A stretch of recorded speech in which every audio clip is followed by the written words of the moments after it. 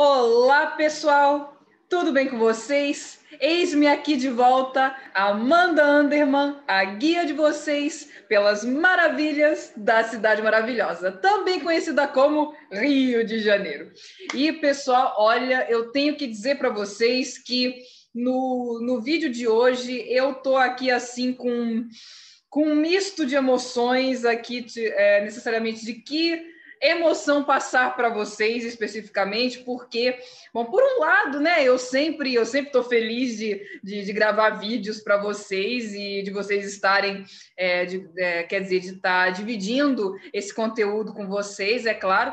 Mas, por outro lado, né, pessoal, o tema que eu vou falar hoje, como vocês já sabem, né, lendo o título do vídeo, de maravilha não tem absolutamente nada. Não tem, não. E sim, chegou o momento inevitável, né, que era inevitável, de falar sobre escravidão no Brasil e no Rio de Janeiro, né? Então, vamos lá. Então, para vocês que acabaram de cair de paraquedas aqui nesse canal, não sabem do que se trata nada disso aqui, antes de verem esse vídeo, por favor, voltem na playlist, vejam os vídeos anteriores, em especial o vídeo de apresentação, ok? Que aí vocês vão ver do que se trata esse canal, o que nós estamos fazendo aqui e qual é a nossa proposta, ok, pessoal? E se gostarem do conteúdo, não deixem de se inscrever no canal, deixem seu like, compartilhem com o maior número de pessoas possíveis para que um dia esse canal alcance o maior número de pessoas possível, mas que ele vire também um canal robusto de YouTube. E agora vamos começar com o nosso tema, né? Apesar de ser um tema assim, um momento terrível, não só na história do Brasil, mas na história da humanidade, né? Vamos tentar dar a esse tema o máximo de leveza possível. Então, é claro, pessoal, que nesse vídeo, como ainda estamos no Brasil Colônia, eu não vou falar ainda sobre a abolição. A abolição ainda vem em vídeos futuros. Aguardem, confiem, ok? Então, pessoal, o que acontece? O que acontece? Em primeiro lugar, antes de mais nada, eu gostaria de desmistificar uma coisa que todos nós herdamos, digamos assim, do nosso tempo de escola, né? Até eu mesma me incluo nisso, que é como é que eu vou dizer? A crença de que a escravidão somente durou e somente existiu entre o século XVI e o século XIX, ou seja, entre 1500 e alguma coisa e 1800 e alguma coisa. Nananina, não. Quer dizer, antes fosse, porque aí pelo menos seria menos tempo, né? Mas tenho para dizer para vocês que, infelizmente, a escravidão é quase tão velha quanto a humanidade em si, né? Infelizmente. Desde os tempos mais remotos, leia-se antes mesmo da antiguidade clássica, nós temos registro, sim, de escravidão. Ok? E ao longo, então, assim, a escravidão, digamos assim, foi uma caquinha que a humanidade inteira fez, porque não só temos isso no Ocidente, temos isso no Oriente também, sabe? Então, assim, isso, quando eu estudo sobre escravidão, é uma das horas que eu penso assim, caramba, a humanidade fez muita caquinha, né? Ai, meu Deus. Bom, então vamos lá. Dentre os tipos mais comuns de escravidão existentes ao longo da humanidade, e volto a dizer, temos exemplos disso na Antiguidade Clássica, no Ocidente, no Oriente, a Índia tinha isso, a China tinha isso, o Egito, né, teve isso, Roma, Grécia, enfim. Então, os tipos mais comuns de escravidão existentes ao longo da humanidade eram basicamente os seguintes: escravidão de um determinado grupo étnico, que é a que nós mais conhecemos, né? Que inclusive houve no Brasil, é o tipo que houve, escravidão por dívida e escravidão como resultado de guerras intertribais, ou seja, em guerras intertribais, os vencedores escravizavam os perdedores. Mas você deve estar se perguntando, mas Amanda, que negócio é esse de escravidão por dívida que você acabou de falar? Bom, a escravidão por dívida, pessoal, era o seguinte: vamos supor que eu estivesse devendo uma quantia em dinheiro, tá, pessoal? Para uma determinada pessoa, para outra pessoa. Mas eu não tenho dinheiro para quitar a minha dívida. Então, era possível que o meu trabalho físico fosse o pagamento dessa dívida. Inclusive, isso era previsto tanto no direito romano como no Levítico ou Deuteronômio, no próprio Pentateuco tem essa previsão de escravidão por dívida, e em várias outras civilizações, certo? Então, para vocês verem que a coisa é bem mais ampla do que a gente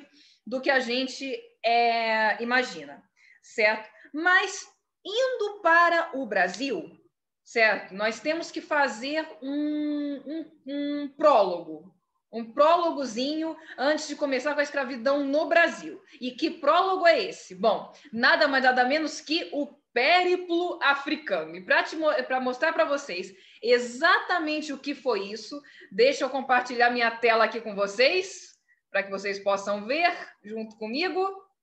Então, aqui está, pessoal, o mapa do périplo africano. E quem quiser aqui saber muito mais a respeito do que foi o périplo africano, leitura principal que eu recomendo é, claro, os Lusíadas, né?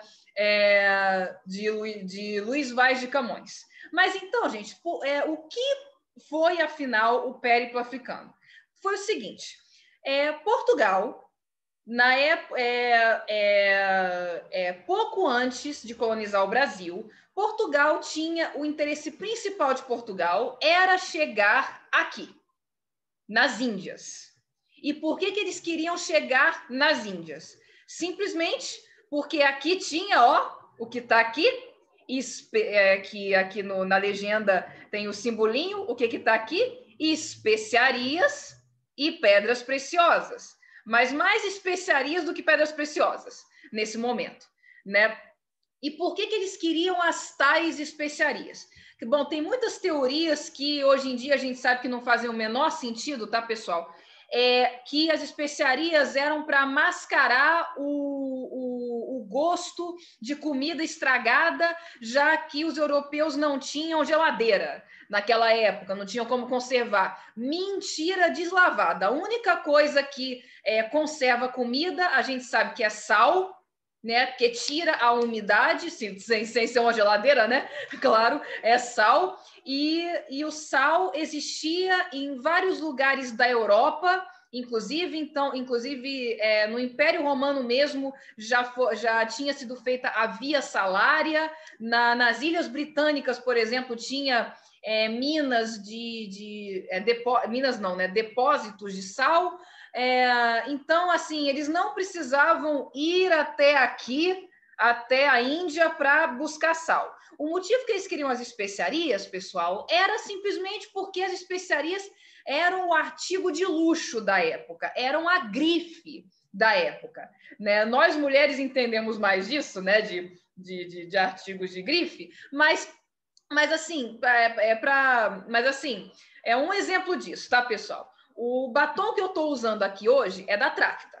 É uma marca de preço mais acessível, é uma marca nacional, se eu não me engano, né? Mas, e eu não deixo de estar bem arrumada, né? Apresentável, usando esse batom, beleza? Né? E tá realçando meus lábios como um batom tem que fazer. Mas, se o meu batom que eu estivesse usando aqui fosse da Chanel, né, por exemplo, já daria um up, né? Olha aqui, pessoal, estou usando o batom da Chanel. Então, assim, Até hoje a gente vê que grife importa, né? Então, justamente era esse o appeal ali das especiarias, ok? Mas aí você deve estar se perguntando, eles não poderiam vir por essa rota aqui, né? Não poderiam vir por terra? Olha aqui, não era só ir por terra? Mas, pessoal, a viagem por terra ou pelo Mediterrâneo já estava basicamente monopolizada pelos árabes e pelos italianos. Essa rota daqui do Mediterrâneo, inclusive, tá? E a rota por terra era a rota da seda, que era monopolizada nessa época pelos árabes, pelos mouros, certo? Então, e era um caminho muito difícil, atravessava vários desertos, inclusive, tá? Atravessava deserto daqui, deserto dali, então era uma coisa assim. Então, eles queriam encontrar uma rota alternativa para as Índias. E eles já sabiam, até porque aqui temos o Estreito de Gibraltar, né? Bem aqui. Se você ficar aqui e você der tchau, o africano aqui dá tchau de volta. Ou, no caso, hoje em dia, o marroquino, né? Dá tchau de volta.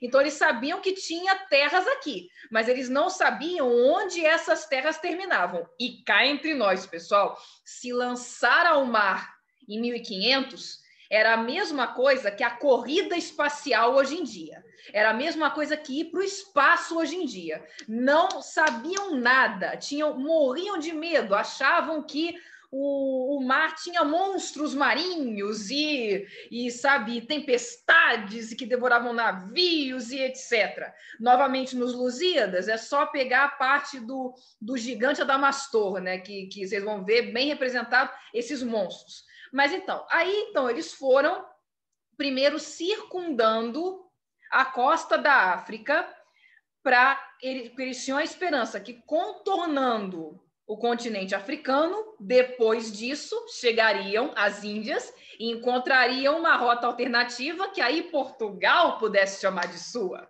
certo?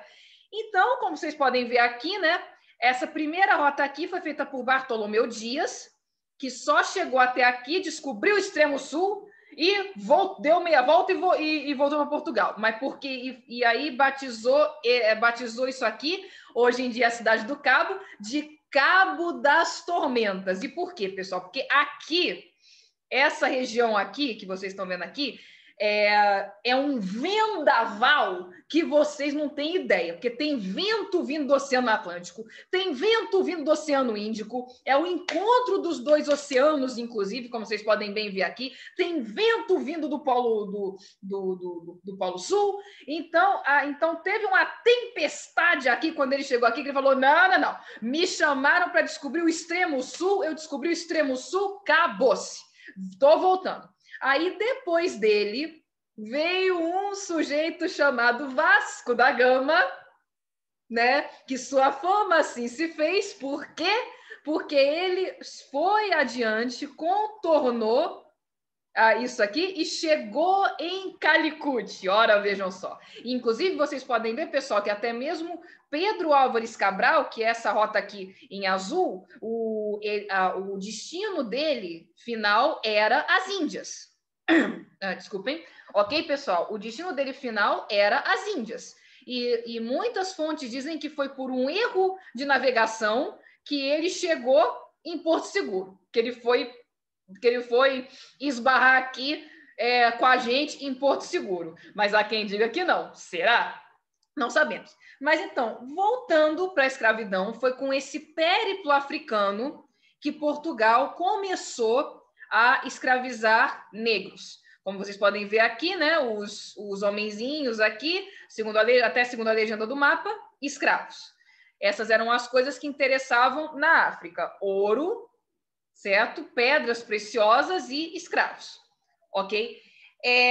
Só que, curiosamente, pessoal, quando Portugal começou a escravizar a escravizar os negros na África, eles não imediatamente trouxeram os negros para cá, para o Brasil. Inclusive, os primeiros a serem escravizados no Brasil foram os indígenas. Não foram os negros, ou pelo menos os portugueses tentaram escravizar os indígenas. Mas, pessoal, era muito difícil escravizar um indígena, porque, em primeiro lugar, os indígenas conheciam a terra. Então, você escravizava um indígena, botava ele em cativeiro, a primeira coisa que ele ia fazer era fugir, se embrenhar na mata e os portugueses não iam encontrar, porque o indígena conhecia melhor a mata. E, além disso, pessoal, os jesuítas, por isso que eu botei a imagem desse senhor aqui, ninguém menos que o Santo Inácio de Loyola, certo? Fundador da Companhia de Jesus, ou mais conhecida como dos jesuítas, certo? Que ele fundou em 1534. Então, os jesuítas, pessoal, eles tinham interesse na catequese dos índios. Inclusive, o Papa da época também, que era esse senhor aqui, o Papa Paulo III, também tinha interesse que os jesuítas catequizassem não só os índios, como os próprios colonos portugueses, porque vamos combinar que estava uma bagunça isso aqui, lá para 1530, porque os portugueses chegavam aqui, se encontravam com as índias, né, e não tinha ninguém olhando, né, falava assim, oba, é hoje! E aí aconteceu a primeira miscigenação, né, pessoal? Haja vista, por exemplo, inclusive Caramuru, por exemplo, teve várias esposas além da Paraguaçu. Por exemplo, a própria Moema, irmã da Paraguaçu, também era esposa dele. Então, só para vocês verem que estava aí uma festa. Aí o Papa Paulo III queria... Não, vamos acabar com esse negócio aí, com essa pouca vergonha aí. Tem que casar e tem que ser com uma só, tudo direitinho nos conformes. Então... por isso mesmo que a Igreja Católica, como eu disse em vídeos no vídeo Rezando no Rio, bancou as expedições para o Brasil, ok? Então, uma dessas companhias religiosas que vieram para cá, dessas ordens religiosas, foi justamente a Companhia de Jesus. E os jesuítas, pessoal, eles batalharam e muito para que os índios não fossem mais escravizados. E chegaram ao ponto de conseguir que fosse restrita a escravização de indígenas para uma única possibilidade, que era a possibilidade de guerra justa. Ou seja, se um colono português... Se um português aqui no Brasil fosse atacado por indígenas, ele podia, então, se defender e, inclusive, escravizar esses indígenas que o tinham atacado. Ok? E aí, né, gente, o que aconteceu? Os negros foram escravizados, passaram a ser escravizados, quer dizer, já eram, né? Mas os negros passaram a ser trazidos para cá como escravos no lugar dos indígenas. E os primeiríssimos negros que chegaram aqui chegaram na capitania de Pernambuco entre 1539 e 1542. E sim, já foram devidamente para as plantações de cana-de-açúcar, como eu falei no vídeo sobre lucrando no Rio. Já foram, claro, para o corte de cana. Porque, vamos combinar, né, gente, que o ciclo do pau-brasil foi mais uma troca com os indígenas, como eu falei para vocês. Mas é necessário muito mais mão de obra para corte de cana, e mão de obra fixa ali. Daí é que os escravos africanos entram em cena. Mas eu não estou aqui para falar de Pernambuco, certo? Esse canal é prioritariamente sobre o Rio de Janeiro, então vamos falar do Rio de Janeiro. No Rio de Janeiro, o primeiro mercado de escravos foi nessa rua que vocês estão vendo aqui. Estão reconhecendo, pessoal? Sim, essa pintura é antiga, é feita pelo Rugendas, ou Rugendas, eu nunca sei se é Rugendas ou se é Rugendas, tá, pessoal? Se alguém souber, digam nos comentários. Mas então, ai, meu Deus. Mas então, o primeiro mercado de escravos no Rio de Janeiro foi na nossa velha e conhecida a essa altura, Rua Direita, ou atual 1º de Março. Ok? Ok, vou ver um negócio aqui, desculpem. Né? Então, pessoal, foi na nossa velha e conhecida atual 1º de março. Eis ela aqui atualmente, ok? Eis ela aqui atualmente, certo? Então, pessoal, mas o mercado de escravos só funcionou aí, até 1784, quando o Marquês do Lavradio determinou que fosse transferido o mercado de escravos para o Cais do Valongo. Ok? Então, o Marquês do Lavradio é esse homem aqui. Em 1674, mandou transferir o mercado de escravos para o Cais do Valongo, que é este lugar aqui antigamente, certo? Salvo engano, essa pintura também é do Rugendas, tá? E hoje em dia é esse lugar aqui, que hoje em dia ficou muito popular, até por conta da revitalização da zona portuária do Rio de Janeiro. Tá, pessoal?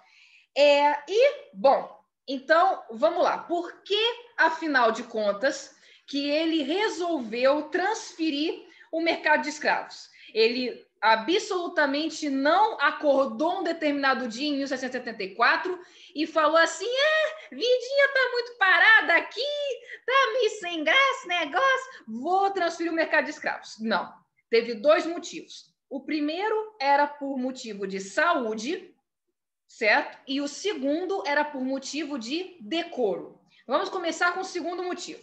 O motivo de decoro qual era? Que assim que os escravos chegavam no Cais do Valongo, eles eram despidos de tudo, tá, pessoal? De tudo que eles tinham, né? Desde roupa até enfeites, pulseiras, colares, tudo. Então ficavam completamente nus. E nesse período, no século XVIII, já tinha pessoas ricas morando na Praça 15, né? A Praça 15 já estava crescendo, como eu mostrei para vocês no vídeo Lucrando no Rio, parte 2, por sinal. Então, não era de bom tom que mulheres e crianças, principalmente, vissem esses escravos chegando nus para serem vendidos, certo? E o segundo motivo tinha a ver com saúde. Qual era o motivo de saúde, afinal? Bom, a gente sabe muito bem que uma viagem de navio negreiro, pelo menos para os escravos, a última coisa que era uma viagem assim agradável, muito pelo contrário. Os escravos ficavam lá nos porões acorrentados uns aos outros, e eles defecavam ali, urinavam ali, e a travessia durava de 2 a 3 meses, imaginem, né? E inclusive relatos do tempo do tempo da abolição, né? Da pré-abolição, digamos assim, quando os abolicionistas estavam lutando pela abolição, né? Relatos diziam que já em alto mar você podia reconhecer facilmente um navio negreiro. Por quê? Porque tinha uma bandeira especial. Olha ali, bandeira tal, navio negreiro. Pelo cheiro é que se reconhecia, para vocês verem a que ponto que chegava. E, pessoal, vocês... vou pausar aqui o compartilhamento. Vocês que querem se aprofundar ainda mais nas condições da viagem de navio negreiro, fontes que eu recomendo que vocês leiam, até para quem tá estudando, né, que às vezes quer se aprofundar. A minissérie Roots, também nome em português é Raízes, que o History Channel fez um remake excelente em 4 episódios, e leiam o poema Navio Negreiro do Castro Alves. Mas é claro, né, pessoal? Que uma outra recomendação que eu faço para vocês, quando forem ler ou ver qualquer coisa sobre escravidão, tenham em mente que vão ser imagens gráficas, imagens assim fortes, tá? Então, conselhinho que eu dou para vocês: assistam de manhã bem cedinho, façam várias outras coisas ao longo do dia, que aí pelo menos de noite vocês abstraem e aí terão uma boa noite de soninho, que venhamos e convenhamos, soninho é sagrado, né não, pessoal? E eis-me aqui de volta, pessoal. Vocês devem ter percebido que eu pausei a gravação, sim. Eu precisei beber uma aguinha, porque está um calor neste Rio de Janeiro, que vocês, bom, vocês que moram no Rio de Janeiro sabem, mas vocês que não moram no Rio de Janeiro não fazem ideia do calor que está fazendo. Ok, pessoal? Então, voltemos à nossa tela compartilhada aqui, certo? Então, pessoal, vamos lá. Continuando com com o nosso vídeo sobre escravidão, vamos lá. Então, a travessia era terrível, tá? Mas terrível mesmo. Inclusive, muitos escravos não sobreviviam à travessia. Muitos já chegavam aqui, ou antes, na Praça 15, mortos. E quanto a esses, pessoal, muitos morriam durante a travessia. Os que morriam durante a travessia, os tripulantes simplesmente simplesmente jogavam no mar, certo? Mas às vezes não dava tempo de jogar no mar, então eles simplesmente chegavam aqui mortos. E esses que chegavam aqui mortos eram chamados de pretos novos, ok? E antes da transferência, o primeiro cemitério de escravos, né, para onde eram mandados esses que já chegavam mortos, que não era bem um cemitério, como vocês podem imaginar, não, tá, pessoal? Era um valão coletivo que jogava os escravos ali, ok? Era nesse lugar aqui, mais especificamente aqui, tá? Que é nessa praça aqui em frente dessa igreja, que é o Largo de Santa Rita. Mas depois da transferência, o cemitério dos Pretos Novos depois da transferência para o Cais do Valongo, o cemitério dos Pretos Novos passou a ser onde hoje é o Instituto dos Pretos Novos, que aqui vocês podem ver a fachada dele. Vocês aí, que quando estiverem aqui no Rio, e quando esse instituto reabrir, porque obviamente que agora está fechado por conta da pandemia e tudo mais, mas quando ele estiver reaberto, vocês quiserem conhecer, o endereço dele é Rua Pedro Ernesto, número 32 a 34, no bairro da Gamboa. E a sorte de vocês também, pessoal, é que hoje em dia o VLT passa na porta. Eu sei, e eu que o diga, porque eu visitei a primeira vez que eu fui nesse instituto, o VLT ainda não passava aí, então eu tive que ir a pé, desde a estação Carioca até aí. Então, e haja chão. Então, louvemos o VLT por isso, certo? Graças ao VLT. E os que não chegam... Mas aí, pessoal, vocês devem estar se perguntando, e afinal, Amanda, você disse que muitos escravos chegavam mortos. Tá, e os que não chegavam mortos, o que fazia? Então, esses que não chegavam mortos, geralmente, na grande maioria das vezes, chegavam desnutridos, tá? E desnutridos mesmo de pele e osso. Vocês estão me vendo aqui, né? Como eu tô aqui, eu estou obesa mórbida, perto do que eles chegavam, tá? Então, eles eram levados para casas de engorda que ficavam justamente nessa praça aqui, ok? Que era o Largo do Depósito, hoje em dia, Praça dos Estivadores, que também fica na zona portuária. Então, se vocês andarem nesse sentido aqui, por essa rua daqui, vocês vão chegar no Cais do Valongo. Então, eles eram trazidos do Cais do Valongo até aqui, né, para serem, isso mesmo, vocês ouviram bem, engordados. E muita gente, pessoal, compara escravo no tempo da colônia, assim, como era tratado e tal, com uma coisa, um objeto. Então, assim, muitos quando vão explicar para a gente entender hoje em dia, dizem que o escravo era comparável, por exemplo, com essa caneta aqui, né? Agora sim, eu não acho essa uma comparação muito exata. Por quê? Porque eu não preciso engordar essa caneta aqui. Eu não preciso alimentar essa caneta, certo? Então, a comparação que eu acho mais assim precisa seria comparando assim com algo nos dias de hoje equivalente, seria gado. E aqui, pessoal, eu faço uma ressalva do seguinte, que quando se trata de escravidão, o que causa maior polêmica nesse tema é que as pessoas estudam escravidão olhando com os olhos de hoje. E assim, ainda bem, tá? Ainda bem, mas ainda bem mesmo, que hoje em dia, quando a gente pensa, só de pensar em escravizar outro ser humano, a gente já fica assim, ai, credo, que horror. Ainda bem, é ou não é, pessoal? E tomara que para todos sempre continue assim. Mas no tempo da colônia, ter escravos era normal, o anormal era não ter, certo? Então, assim, é necessário até para que vocês consigam estudar sobre o tema sem se sentirem mal, né, etc., vocês olharem com os olhos da época. E com os olhos da época, era comparado com gado. Todo mundo aqui que mora em roça, ou que já morou em roça, sabe do que eu estou falando.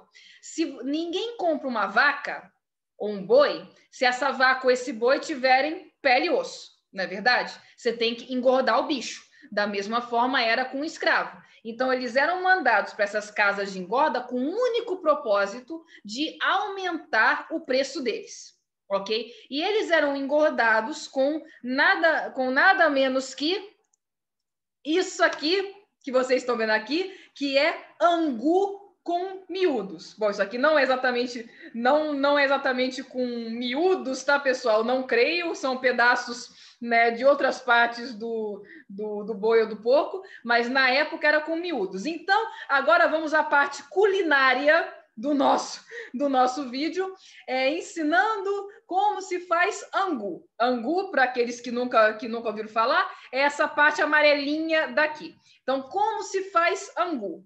Bom, você pega farinha de milho, né? Você pega a farinha de milho, cozinha até virar um mingau, e desse jeitinho mesmo, como um mingau, você não espera endurecer, não espera, né, ele ficar duro, porque se você deixar quietinho e esperar um pouquinho, ele vai ficar duro, e aí vai virar o angu que os mineiros adoram, certo? Mas deixa ele molinho desse jeito, numa consistência de mingau, e mistura com miúdos de boi ou de porco. E o que são miúdos de boi ou de porco? Aquela parte do animal que você joga fora. Tripa, coração, pulmão e por aí vai. Certo? Delícia, né? Bom, esse aqui, por exemplo, é o angu do Gomes, que até hoje, hoje em dia tem um restaurante com esse nome na zona portuária. Os que tiverem com água na boca só de olhar esse prato, nada, não se sintam mal.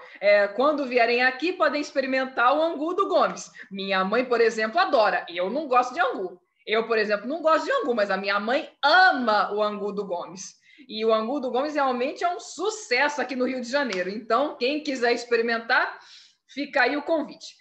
Mas, inclusive, voltando, né? Nas casas de engorda, muitos escravos tinham que ser forçados a comer, porque ninguém queria sobreviver, né, para ser um escravo, ok? Bom, então aí vamos lá, já engordou o escravo, então depois de vender, faz o quê?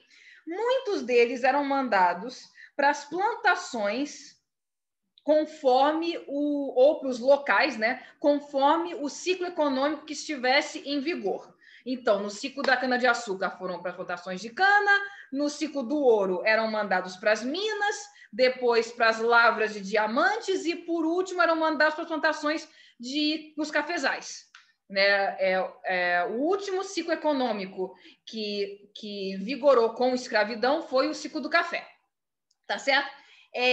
E os que ficavam nas cidades faziam serviço doméstico ou eram mão de obra para construções, ok? E agora, então, pessoal, vamos à parte não tão ruim desse vídeo. Vamos falar sobre saídas da condição de escravo.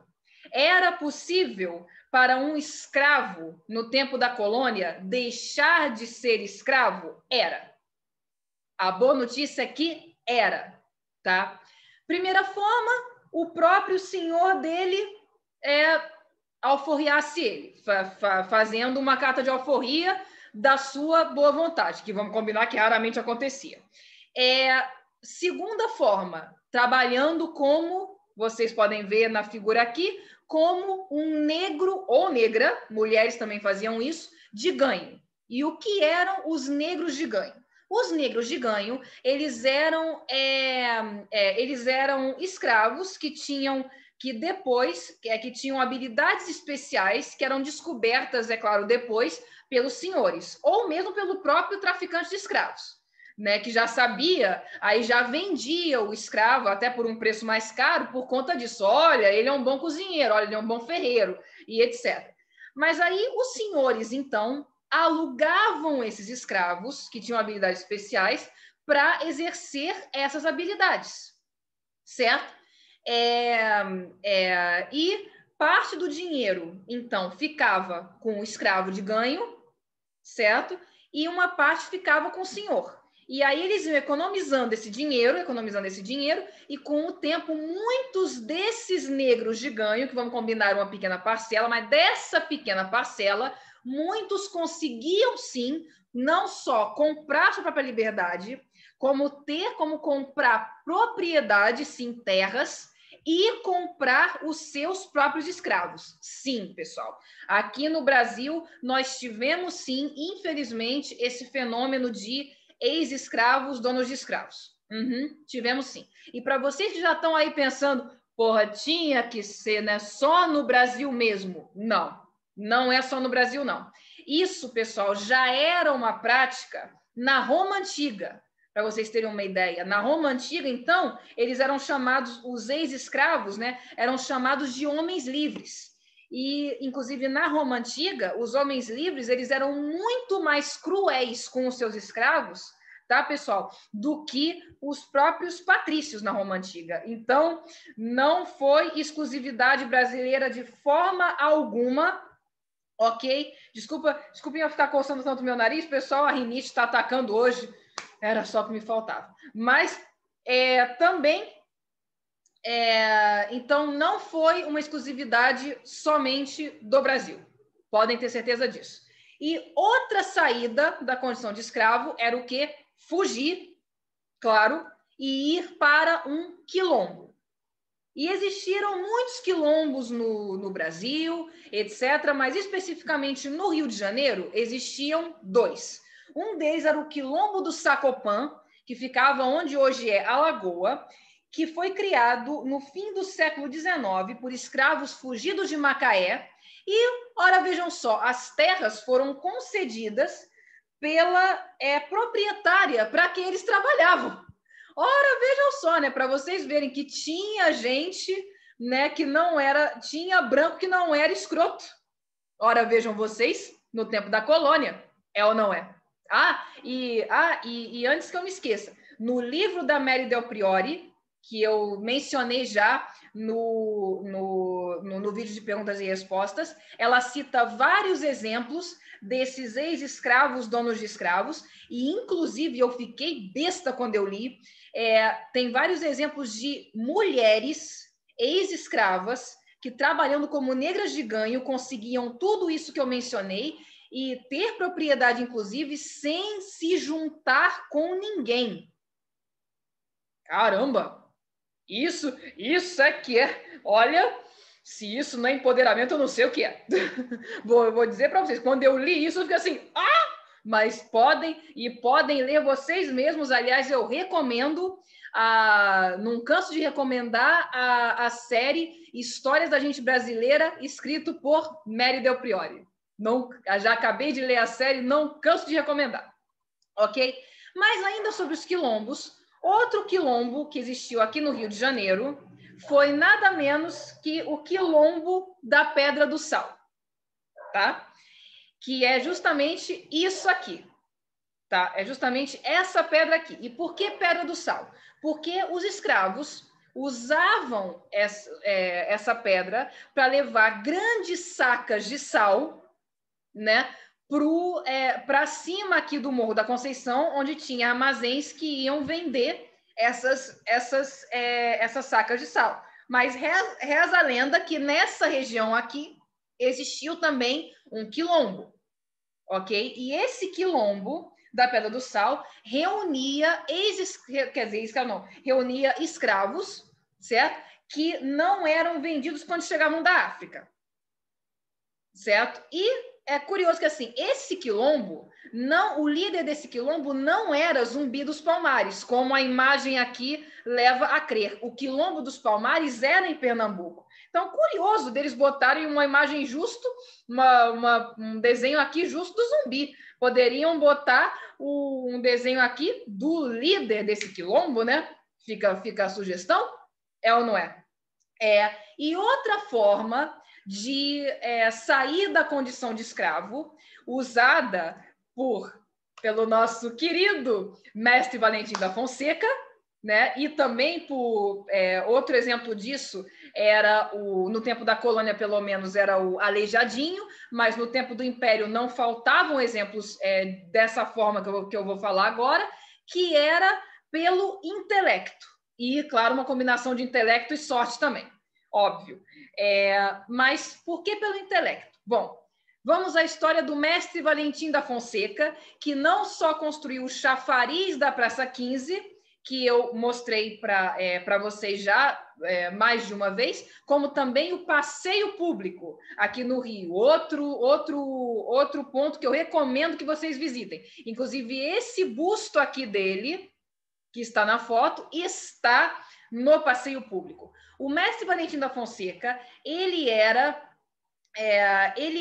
um mulato. Hoje em dia o termo seria pardo, eu sei, mas o termo na época era mulato, por isso que eu estou falando, assim como o termo escravo, tá? O que acontece? Era um mulato, filho de uma escrava com um português, e o pai dele, apesar de não ter um título de nobreza, era bem abastado o suficiente para poder mandar, não só alforriar o Valentim da Fonseca, como também mandá-lo para estudar arquitetura na Europa. E foi assim que ele conseguiu ser arquiteto e, digamos assim, no Rio de Janeiro pode-se dizer que o cara está em todas, né? Basicamente, construiu vários chafarizes no tempo da colônia, e, inclusive, no passeio público, pessoal, tem um chafariz lindo, que tem 2 jacarés assim, ou mais, não sei se são mais de 2, mas tem uns jacarés assim, uma escultura, um grupo escultórico, né, de jacarés assim, e aliás ele foi o primeiro a fazer esculturas contendo elementos brasileiros na escultura, valorizando a fauna brasileira. Ele foi o pioneiro nisso, para vocês terem uma ideia, certo? E claro, né, como eu disse, como ele tiveram vários exemplos, inclusive no tempo da colônia, né? Outro exemplo no tempo da colônia é o Aleijadinho, que você chega em Minas Histórico, por exemplo, Ouro Preto, principalmente, só dá ele, né? Mas aqui nesse canal estamos focando mais no Rio de Janeiro, e no Rio de Janeiro era o mestre Valentim da Fonseca, tá? Então, pessoal, vou encerrar aqui a nossa tela compartilhada. Então, pessoal, aqui termina o nosso vídeo sobre escravidão no Rio de Janeiro, tá? E então espero que vocês tenham gostado do vídeo, apesar do tema não ser muito legal, né? E se gostaram, repito, deixem seu like, e se gostarem do conteúdo, se inscrevam no canal, e no mais, vejo vocês no próximo vídeo. Tchau!